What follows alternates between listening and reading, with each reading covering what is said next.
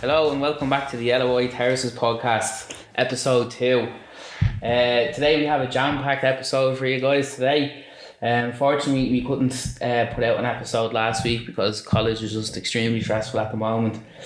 But so we're going to be talking a bit about the Ireland games last week, and we're going to be predicting a few of the Irish Premier League Premier Division games this week. But we have a very, very nice, good friend of the pod, great Bowls fan, Craig Darcy. Right. So my friend Craig Darcy, thanks very much for coming on to the podcast. Oh, brother. I appreciate it. Yeah, no problem at all. Just before you're going to start lecturing people on how to on Irish football, do you want to give us a bit of a background on your background with football? Well, my name's Craig, so hi everyone. But so basically I've been playing football all my life.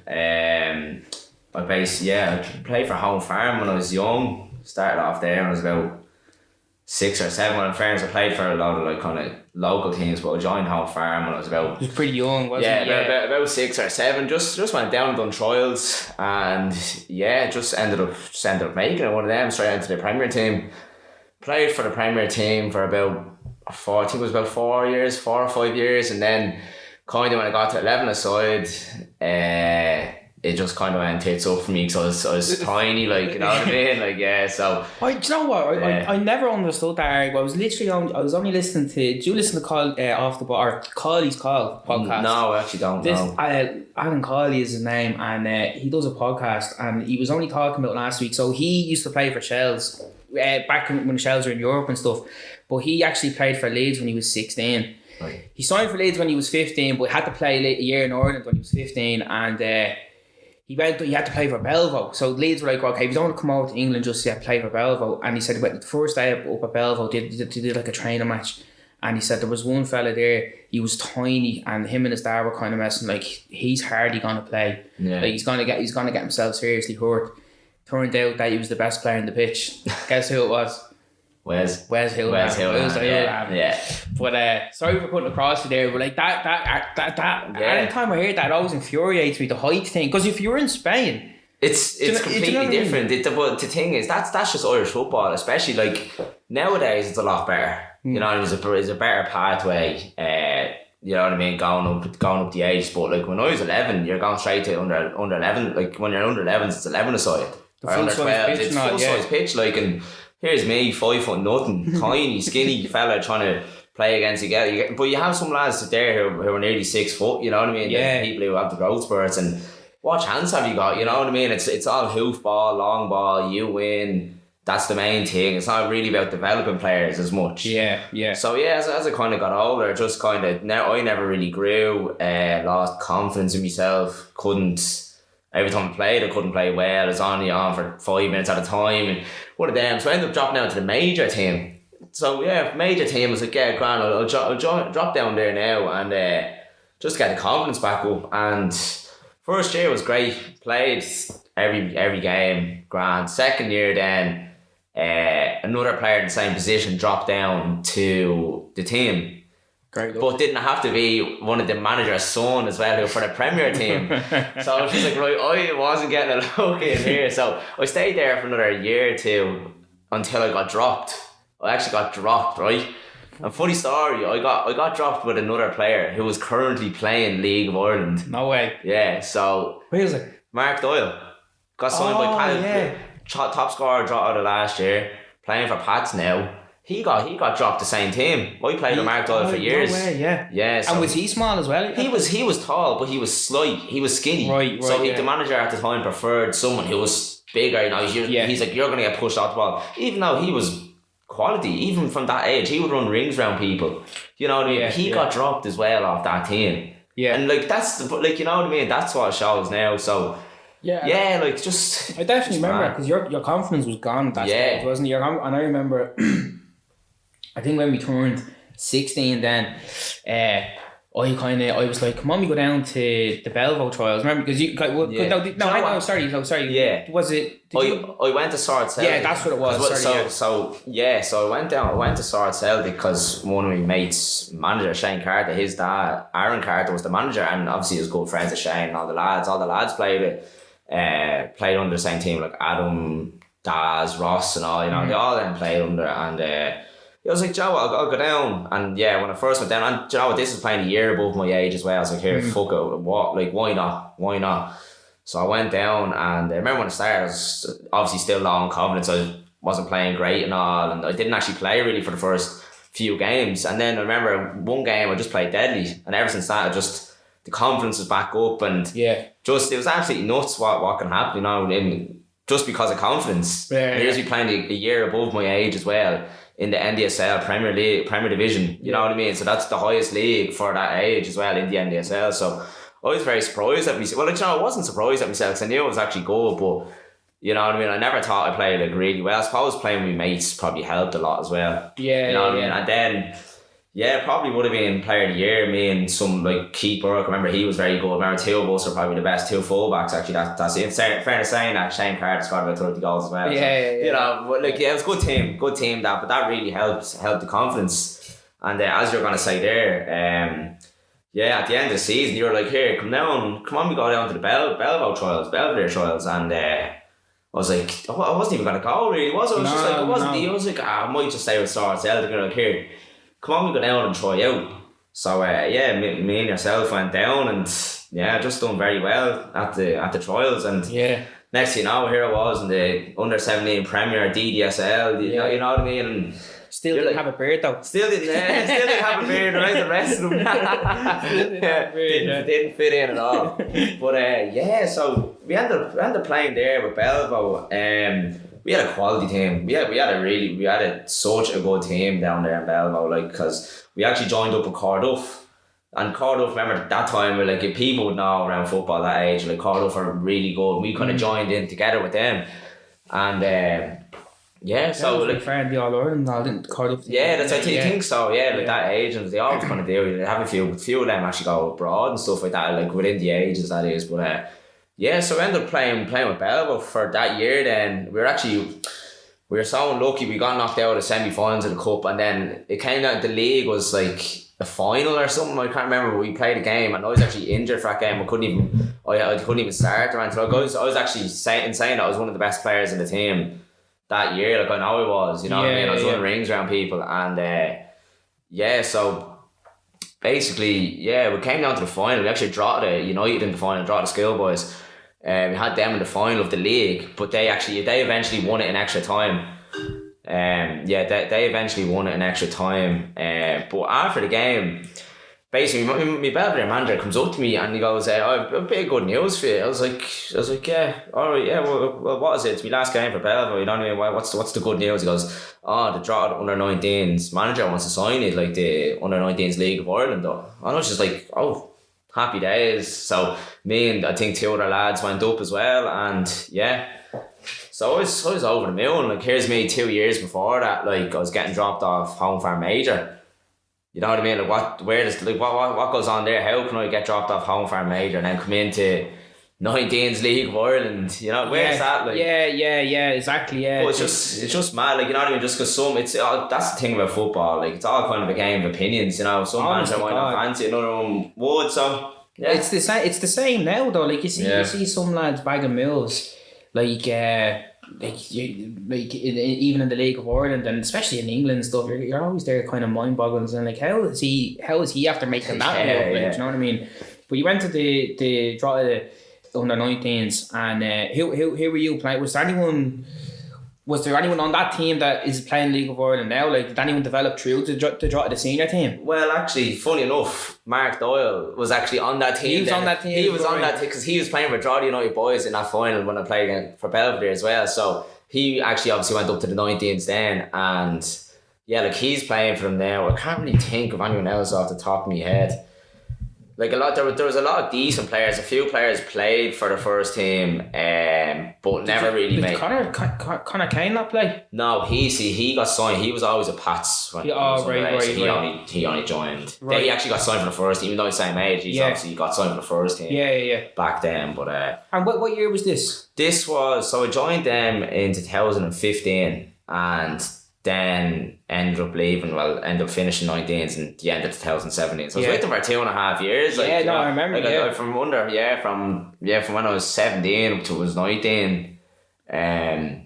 Yeah, like, so basically with Drogheda, like the first, we had like a half season just to, because it used to be, I think it used to start in September to May, but then it was integrating with the League of Ireland time frames. You'd start in February or March, and then you finish up in October or November. Yeah. So that's why we had a half season in 2015, and then I was with them from 2016 and then 2017. So because the under-19s league structure, it's different than the League of Ireland. I think there's a Northern division. So yeah, it's split into North and South. So because I was with Drogheda, I was part of the North division. So I'd be playing the likes of Dundalk, Sligo, Derry, Shelbourne, Bowls, Finn Harps, So you're playing all them. Who was the team? Who was like the team to beat? Yeah. Do you know who? Pats were in our league as well, but they were always a schoolboy team to beat. Yeah, Pats were. Bowls were up there as well. Yeah. Bowls were up there, but Pats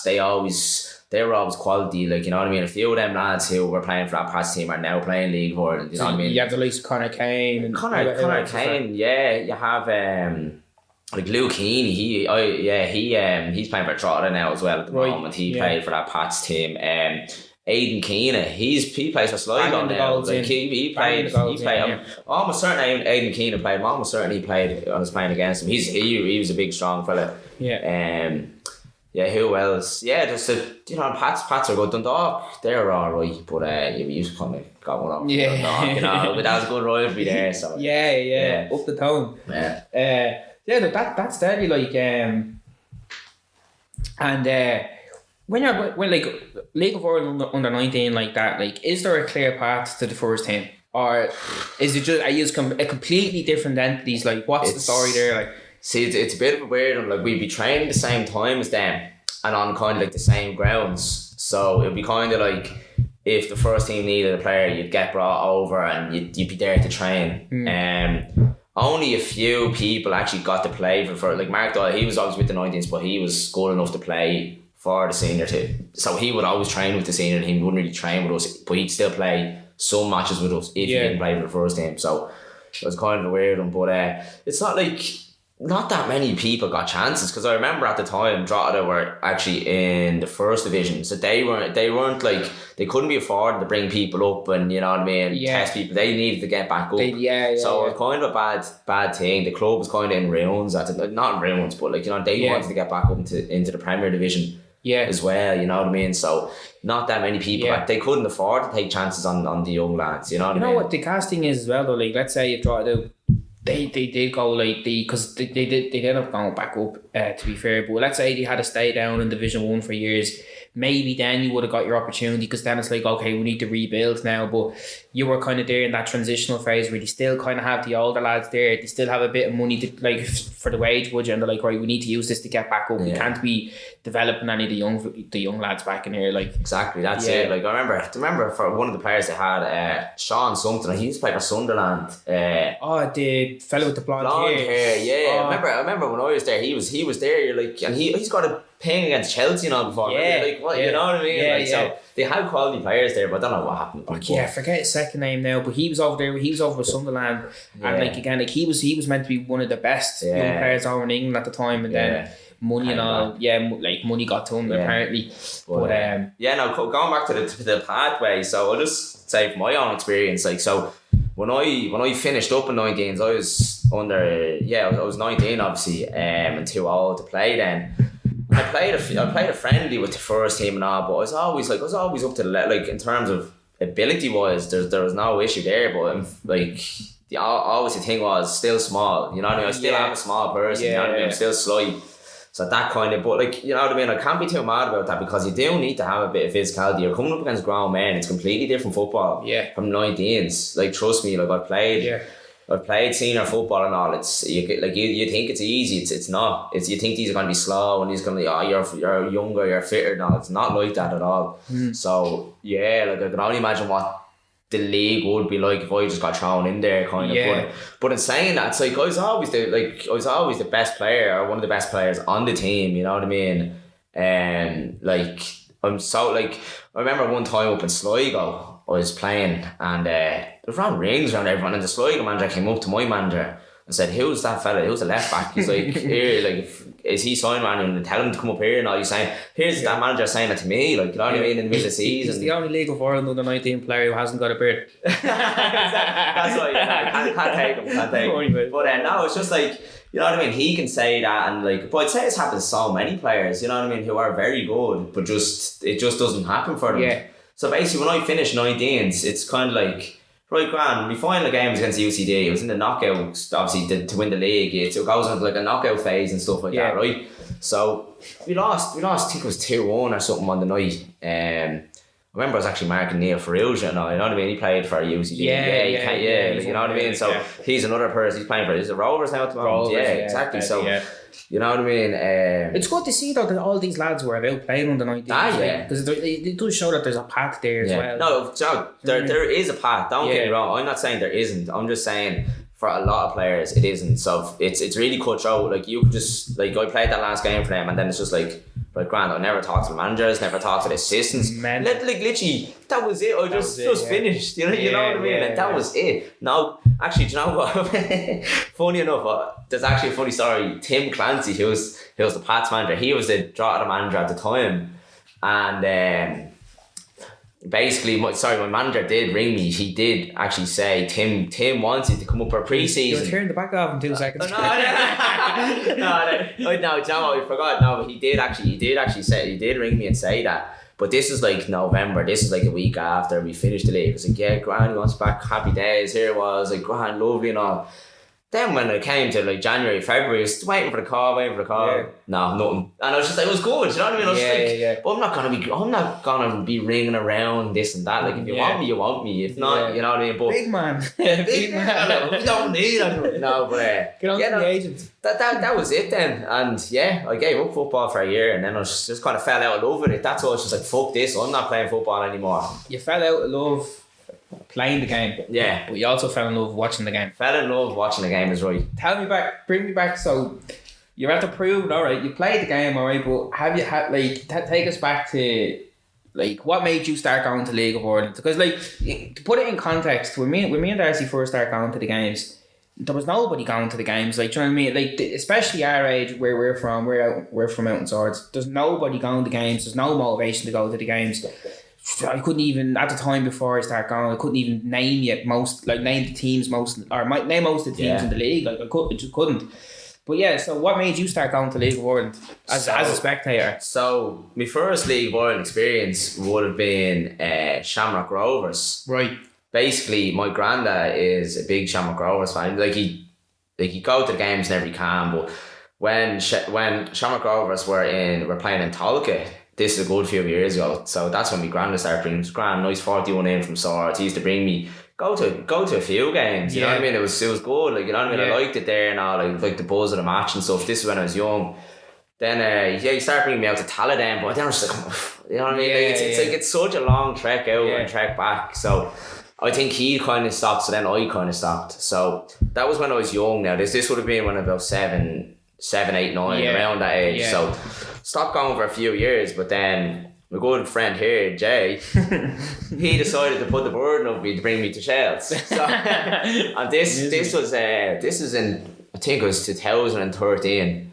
So this is when Shells, was that their last season in the or the Premier Division? Literally, as soon as I showed my face around the place, everything just went down. That's exactly what happened. So I think, so Jay just said, here, you come in the games, he started going. I was like, here, do you know what? I'll give it a go. Like a young fella, what else is there to do? You know what I mean? I may as well. Like fiver in, you know what I mean? Like may as well. So I think the first game was against Bows, and that was a big derby. I thought it was like, this is deadly. Loads of people up here.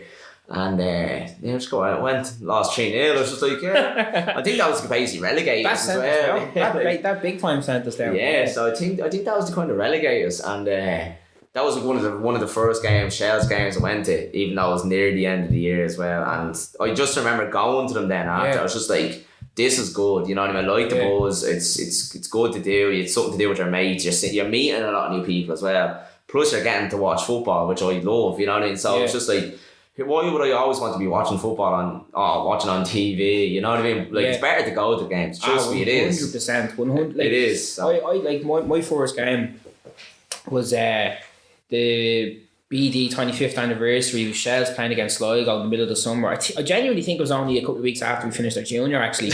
And I remember my cousin Jordan was going into the games and he just threw me a text one day saying like, do you want to come into the Shells game later? And I was like, you know what, actually I will, because I remember complaining. I was like, there's nothing to do. And then I said, all right, text you and I text your cousin Dara. 3 of us, happy days, we're all going in. Darcy bottles it the very, very last minute. So just me and his cousin Dara went in. And I swear to God, like, I've never seen that live before in my life. So we went into the stage and I was like, this is deadly, Jesus. Like, you have like, because I'm so used to ingrained watching football on the telly, like, do you know what I mean? So I went, got me ticket, went through the turnstile. And you just heard the fans singing. We were like 1 or 2 minutes late and all the fans were singing and stuff like that. We went up to the newsstand, which is no longer in operation. But we had, and I'm not even joking, Darcy, as soon as we went up into the stand, all there was a boom. I was like, what is that? And it's like flares, like all these, like I've never seen that. Even today, the flare display on that day was unreal. Like it was the flags, like it was just absolute proper fans kind, isn't it? Like, unreal. Never experienced that like before in my life. People with so much rage shouting at the referee, like, you know what I mean? I was like, what is this? Like, I've never been exposed to this before in my life. And I remember it was really, really warm out. There was people gargling in the stand and all. I was like, this is unreal. And so then, like, before I could even cop, like, there was actually a football match going on. So I was like, well, okay, we'll see what the football quality is like here. Sure. And I just remember put them flares back on. Yeah. So I remember, because of all the flares, the amount of flares that were there, you genuinely couldn't see the pitch. Yeah. Just ash, smoke everywhere. And then as soon as you could just see like the smoke kind of disappearing, and I seen all the Sligo players in the corner at the corner flags, like, what's going on there? Like, scored a goal. Like, nobody even knew what was going on. We couldn't watch the match, and of course Joey and Doe bangs one in, like. But yeah, and I was like, I remember I got the taste of it then, and I was like, how does nobody know about this? It's mad, isn't it? Once you get the taste of it, it's like you just want to go again. You're looking forward to the games then. Like, I was baffled. I was like, how is there like live football, like proper stuff like that, and it's just there was not even a mention about it to us and the lads. So obviously I came back, couldn't wait to tell everyone into everyone's ear then in school, you need to go to the games. They're like, what are you talking about, Jay? Like they're crap. And then the one game that I got everyone to go out to, like there was loads of our mates from school who went, was that bleeding Bows game. Yeah. That he said, what is this? Like, do you know what I mean? Shells losing 3-0 the whole lot. And then you could see all the, because I think the Bows fans had the Riverside sold out. They did, yeah. I remember those. That was a proper big game mentality. Because like my first 5, I only went to 5 games, and that was the 2013 season. We lost every single one.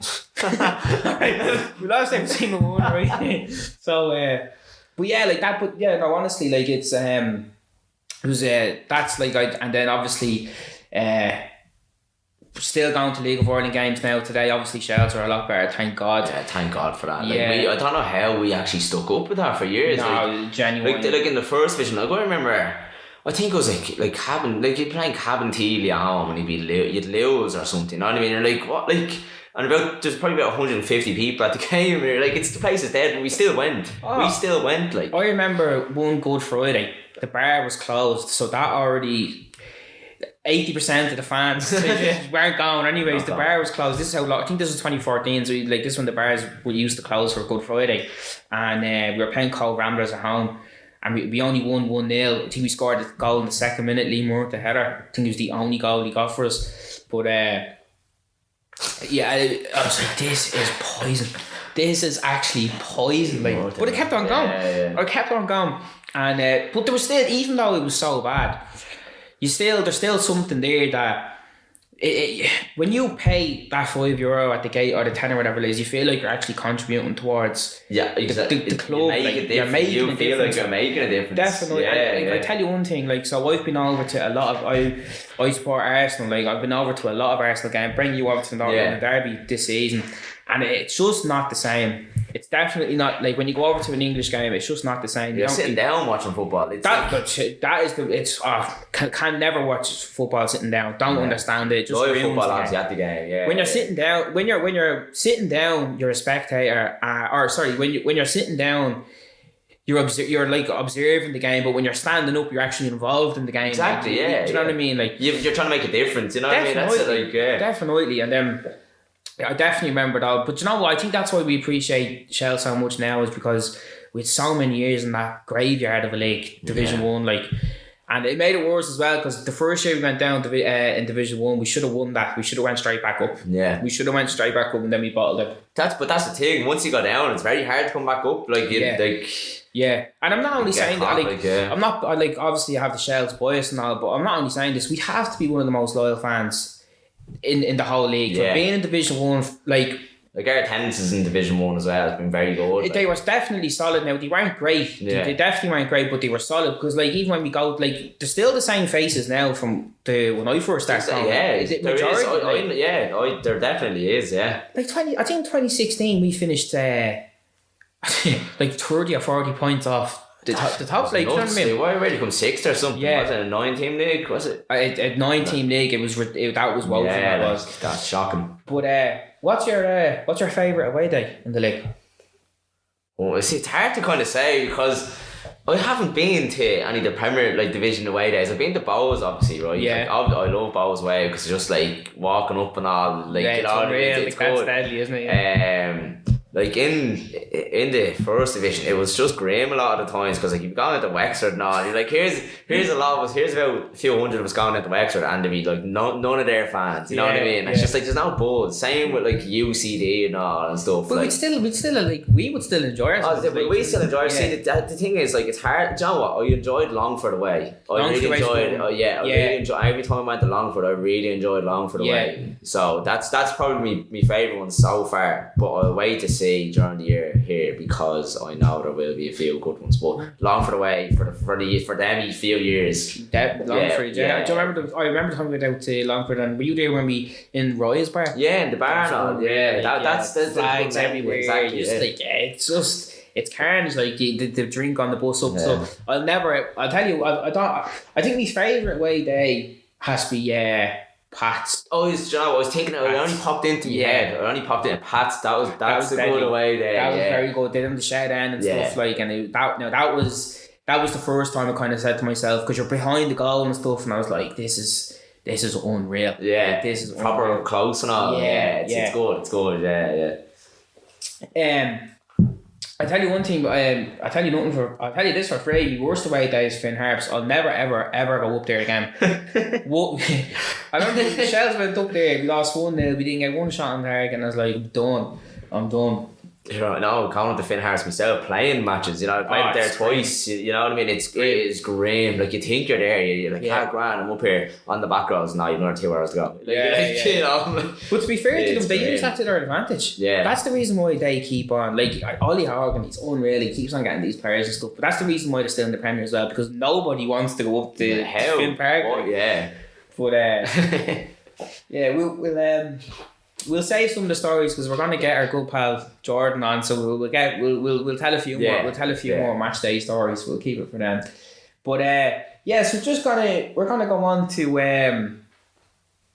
the Ireland. So last week I really wanted to come and review these games, but we couldn't do the podcast last week. But we went to the Ireland Belgium game last Tuesday, or was it Saturday? Yeah. What did you think of it? I thought it was deadly. I thought it was unreal. Unreal. I think there's definitely a buzz back there. There definitely is. Like, it's a friendly, but we didn't treat it as a friendly. No. You shouldn't treat any game as a friendly, in my opinion. But for that game, that was big. You know, that was a real tester for Ireland to see what level we're at. I know it was a second string team, but their second string team is full of top players playing for top teams in top leagues. We still have players playing for us in League One and stuff. You know, a lot of the players are. So it's still, I think that's still a good result. Yeah. I mean, it's not like we got played at the park. No, not at all. Not at all. So no, not at all. Yeah. Like how many times did we win the ball by pressing high? We like there was loads of times because I know they were playing 3 at the back, but we had 2 up front as well. Yeah. But I know it's kind of hard to remember, but I definitely do remember us winning the ball high many times, which is good to see. But how good was Benny? He's one of them players I look at and like I wouldn't like to mark him. But that's what you want as a winner. Yeah. You want them players who just run at you are non-stop. Yeah. Just throw a bit of tricks. What's the point of them players who just get the ball and pass the ball? Just try it. That's it. I think he's quality for that. He's unreal. It's something every team needs, and it's good that Ireland actually have him now. Yeah. You know, and it gives us a bit of hope as well when he gets on the ball. He was relentless. Exactly. He got the ball, and as he said, he just kept on running at them, and then the defenders don't want that. That's the worst thing you want as a defender. You know what I mean? So yeah, he's very good. I'm delighted Ireland have him now. And then when you see the Lithuania result, then 1-0 at the last minute. Do you know what? I actually think this is very similar to Shells. We play the same formation. Yeah. We're great when we come up against teams that are better than us on paper, but when we come up against lesser teams, we can't break them down. Yeah. It's true. It's just a style of play. That's what the formation. That's what it does. If you come up against a team that sits back, it's very hard to break teams down. Yeah. I know we still won, and we did kind of create chances, but Lithuania, they came out to just defend. They were good. They were good. Yeah. I was impressed by them in fairness, but I think Ireland just weren't on it as well. Obviously after the Belgium game, it's kind of hard to get back on the buzz now, especially when the fans not being the same, but there's not the same buzz around the place and stuff. But it's still a win. I don't care anyone says if you struggle, blah blah blah. We still won the game. Yeah, you know, and it doesn't matter. And I really like the way Stephen Kenny as well. He only kind of he didn't want to bring in too many, because usually when we play friendlies like Lithuania and stuff, you would see many people come into the squad. And it's they're not going to be in the squad again in the big game. So it was nice to see a bit of continuity there, keeping the same. But see, Alan Brown, he was came on and scored a cracker against Belgium, but he was very, very bad against Lithuania. Yeah, he was very bad. He was poor on the ball, and then Joe Wells. I wasn't impressed with Will Keane either against Lithuania. No. It wasn't. Do you know what? I was watching the game. I was like.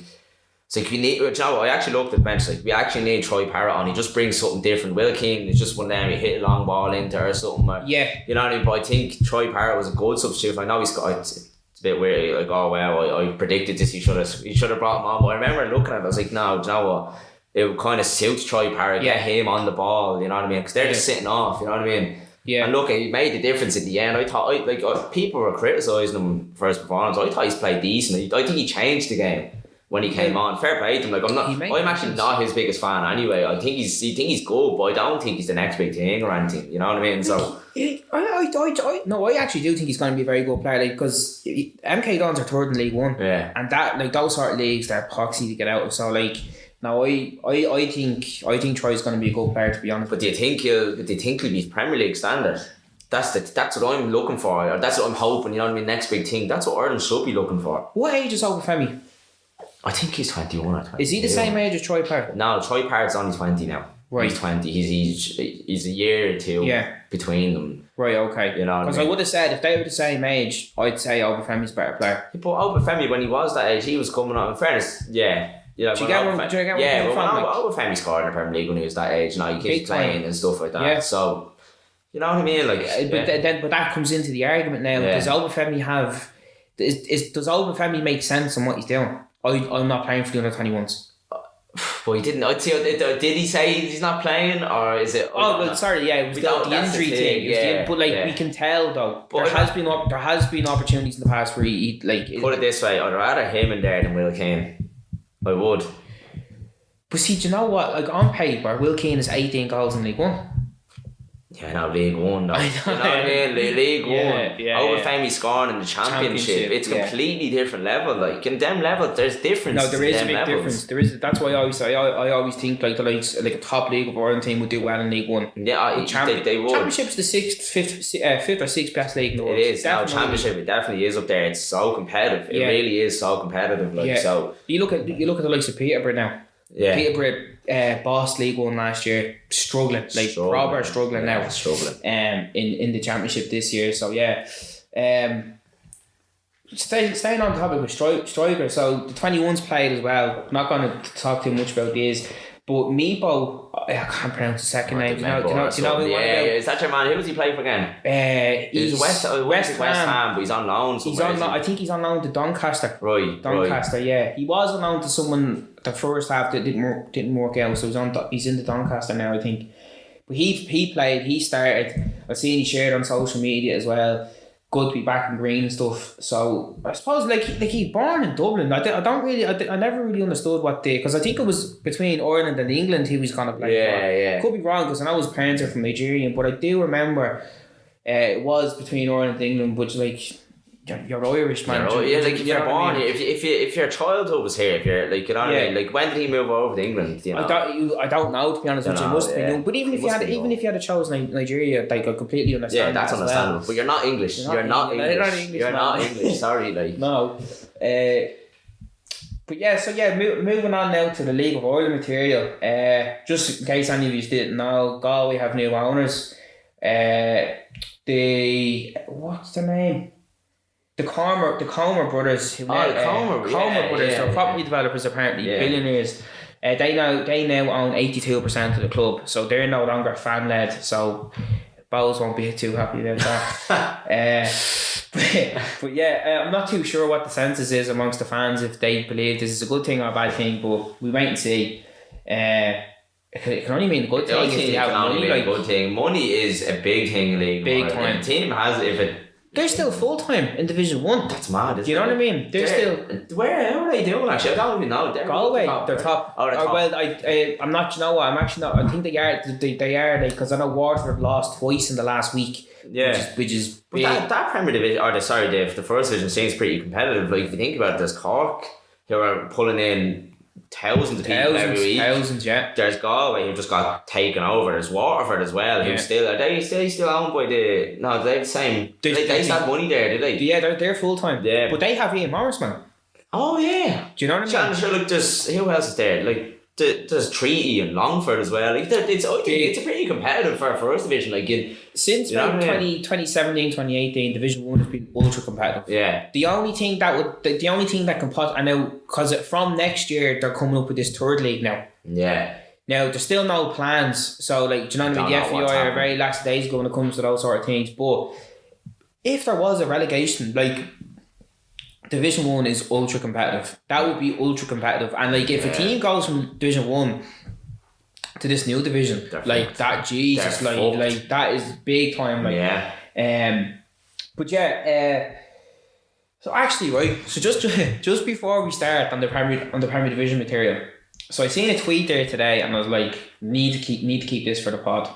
So there was some guy, Tom O'Connor, on Twitter, he shared a screenshot of the Premier Division table this day 5 years ago, 8 games played, exact same stage of the season. Guess who the top 3 was?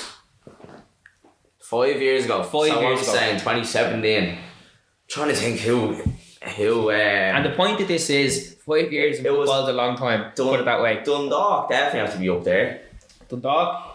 I'd say sure it was between them and Cork for a few years. Cork, yeah. Where Shamrock Rovers was doing on the use. I don't even think they were they? They went through a bad stage, didn't they? Yeah. Pats would have been doing alright. No, actually they weren't. They went through a bad phase as well, didn't they? Go on, give me your top 3. So you've Cork and Dundalk. Yeah, Cork. So it's Cork, Dundalk, and I'd say Derry.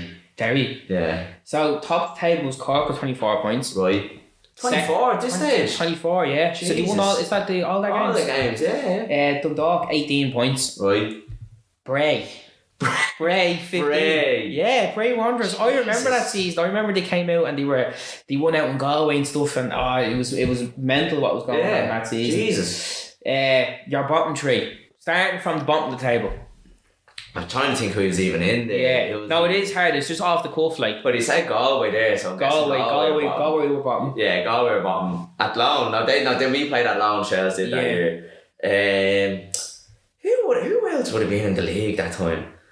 It's bizarre, man. I couldn't believe it. The bottom 3. I actually don't know. I can't tell you, so I'm just trying to think. St. Pat's with 7 points. and Sligo with 5. Sligo. Jesus. Yeah. That's not right. That is mental, Yeah, that is. that's And not then right. a noble mention to Limerick, who are 5th. Limerick are not even in existence anymore. Yeah. You know what I mean? R.I.P. Alright, yeah. So, we'll get into the last thing now, the Premier Division games. Pats and Dundalk. O'Donnell going back to Go back to St. Pat's. Yeah. What do you think's going to happen there? A lot of abuse, I'd say. That's one thing for sure. Definitely a lot of abuse. I don't know. It's going to be a tough game for Dundalk anyway. Pats are started off alright. I know there's only 2. I think there's only 2 points between them there in the league. Yeah. I think Pats. Well, from what I've seen from when Shells have played Pats and Dundalk, Pats were definitely Pats a better are good, team. man. Pats are very good. That was the first game of the season. Dundalk, they weren't that great. They weren't that great. They're all right now, but they weren't that great. So I'd say Pats will probably do them. I'd say. Do you think Pats will do them? I think Pats will probably win now. I think whoever wins this now is going to show that they're proper contenders for Europe. But I do think Pats is going to win. But as well, I wouldn't be surprised if it was 1-1 draw, because Dundalk just love a draw. They've had so many draws this season. Yeah. Drogheda and Bowles. Drogheda and Bowles. That's it. I think I was gonna go for an out draw on that one. I don't know. That's a hard one, because you don't know what you're gonna get with Drogheda, but you don't know what you're gonna get with Bowles either. You don't know what you're gonna get with Bowles. That's the thing. Yeah. I think this is gonna be a draw. I think it's gonna be a draw because Bowles. Look, I think it's a bit of a.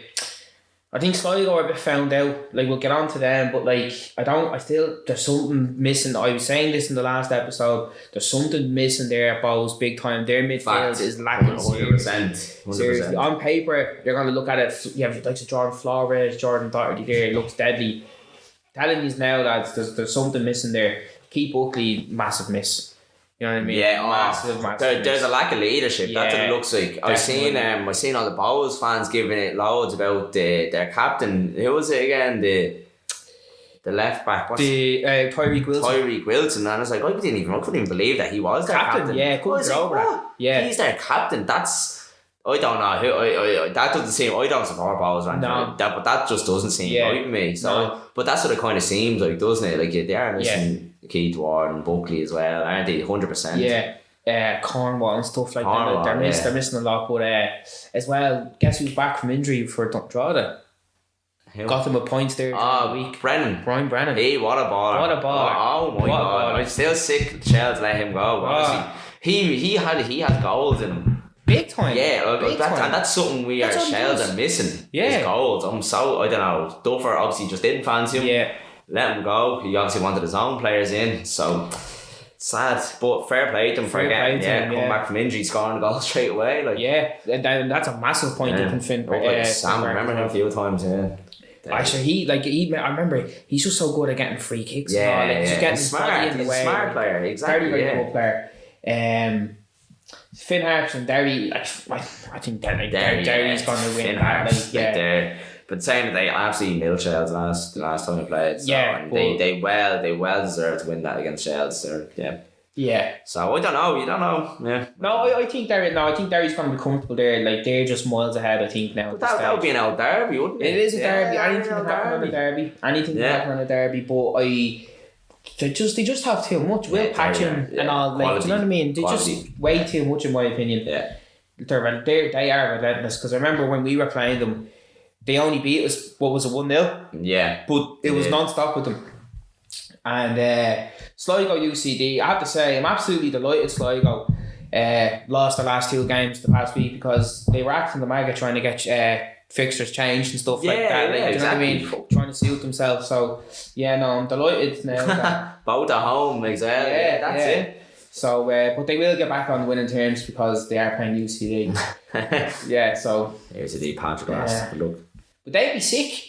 Like, they would have had 3 home games in a row. Shells, Bowles, UCD. They would have said, we're going to get 9 points out of that. Yeah. They're sick, they are, I'd say. And now the big one. The big game. Shells and Rovers. What's going to happen? I'll put it this way. I know I'm a Shells fan and all, but it's hard to be optimistic, especially when Shells are playing at home, because when we play at home, it just doesn't look good. It doesn't look good at all. As you said, we're playing good away from home. against big teams. That's where I think Shells will pick up points or play their best. But yeah. Do you know what though, Darcy? Like, I think we have... So, the reason why we haven't been good at home is because we've been trying to play the ball a lot more than we've been playing at home. Or playing away. We have the perfect excuse to sit back now on Friday and as if we're playing away. Like, and you know what? I did Rovers. This aren't all that this season. No. The first when I seen them, I went to that President's Cup final between them and Pats. I remember you saying this. And I was watching that. I was like, here, you know, I'll go out and watch it. And I swear to God, Rovers, they like, I don't know who they think they are. They pass the ball around, lackadaisical, bounce it here, tap it here. No real purpose towards the play. No real, okay, I'm going to try score here. I'm going to try do this. Pats should have beat them. Like, yeah, there's a bit of snobbery this season, I think, because they've so many big names and stuff. Well, Pats did win, actually, didn't they? So did they win that cup? But they should have won it in the 90 minutes anyway. Right. It went to penalties, I remember. Yeah. But they should have, like, you know what I mean? Rovers got 2 lucky goals. I think Pats definitely had them better chances. Owen Doyle should have banged in about another 1 or 2 for Pats. Anyway, he had chances. So I don't know. I think that's, but they sat back kind of against Rovers as well, and that's what they got on the counter. And as well, like, I'm only thinking back. So when Bowles were playing against us, obviously Dawson Devoy, he's the best attacking midfielder in the league behind Jack Byrne. He was anonymous against us. I think that could happen with Jack Byrne again. Yeah. The way we sell Mark Coyle and A. Dervin and their 2 little terriers, like, do you know what I mean? Thomas back, is he? I hope so. I hope so. Yeah, he was unreal against Bowles. Yeah. So what score do you think it's going to be? Well, after reevaluating it there, I think we have a chance. Now, Rovers need to win. Rovers need to win. No, if they don't win, they're bollocks. They won't win the league. They need to win. I don't know. I'm still, just because Shells are playing at home, I just can't. I don't know. There's just something about us trying to play at home. I don't know. So, being optimistic, I'd hope for a draw. A draw. But I just don't see us winning. Oh man, I think I'll go for a 1-1 draw because I actually do think we're going to score. You do think we're going to score? I do think we're going to score just because Rovers. I don't rate Rovers, man. But they play a 5 at the back as well. They do, yeah. They do. So the 2 similar styles of football coming up against each other. So we'll see, won't we? We'll see. Yeah, it'd be interesting to see if Duff goes 2 up front. I think Rovers only play 1 up front. I think so. I don't know from what I can remember. Right. We'll see anyway. We'll see tomorrow. I could be completely wrong saying that now, but I do remember they did play wing backs. Yes, the Glenn Lyons. No, you're right. Actually, they do play 5 at the back because they like Glenn Lyons and all bombing it down the wings. Yeah, so we wait and see how that kind of comes, what that plays out like, and so. That's to finish things off. I want to add in a little segment just before we finish and conclude every week. I want to add in a little thing called Spoofer of the Week. Spoofer of the Week, alright? It could be anybody in football, anybody outside of football or anything like that, and it's just somebody that said something that basically just made you like, what are you talking about? That's just a pure spoof. Like, do you know what I mean? Do you know what my Spoofer of the Week is? Who? Carl Shepard. Did you hear what he said? Yes, I did. Did you hear what he said? Yeah. Basically singling out Cameron Leverage. I'll read out that is disgraceful. Like, who is it? Like, it doesn't. But you know what? It clearly he's just shown himself up that he wasn't watching the game. Yeah. Do you know, like, see, this is the quote. So he goes, if I was an opposition manager, I'd say let them play out from the back, and after one pass, go press them, because Leverage on the left side of the back three gave it away 3 or 4 times in a row. That all led to a huge change for Finn Harps. How can you single him out? Inaccurate. That is so inaccurate. Yeah, I don't know. Finn Harps were all over us. Yeah, they're the much better team. They're the much better team. Yeah, it was so flat. Yeah. All season, this is the thing. Shells, like, nobody shows for the balls for Shells. Like, this is the thing. We're good at winning the ball back, but actually being on the ball sometimes it's just not happening. You know what I mean? I can think back when Ledwidge, I think we got our penalty against Dundalk by Ledwidge switched in the play. Yeah, and that was a great ball, that was, yeah. Ledwidge has been solid for us. Yeah, I think he's a good player, yeah. And he's playing out of position as well, as Duff was saying. Like, he is. He's only 20 years old as well. Yeah. 20, yeah. So that's a bit harsh now. That's very harsh. I don't even think it's harsh. I just think that it's inaccurate. I think it's wrong. Like, do you know what I mean? I just think that's wrong. But So yeah, have you got anyone in mind? I don't have anyone, do you know. I actually Put don't. me on the spot here. Yeah, I don't know. Yeah, Spoofer of the week. Spoofer of the week, man. Just off the top of my head, I don't have anyone. But that, if I had to say one, that probably would have been it as well. Yeah. Because it was so. Doesn't have a clue what he's on about. Didn't have a clue, especially for someone. Yeah. I don't say anything about him. Yeah. But His time. woeful. Whoa, absolutely dreadful. God, relegated. Right, so that's everything for this week, guys. I'm going to be releasing a few, maybe 2 or 3 episodes over the next week to make up for lost time. But thanks very much for tuning in again, and we'll see you in the next one.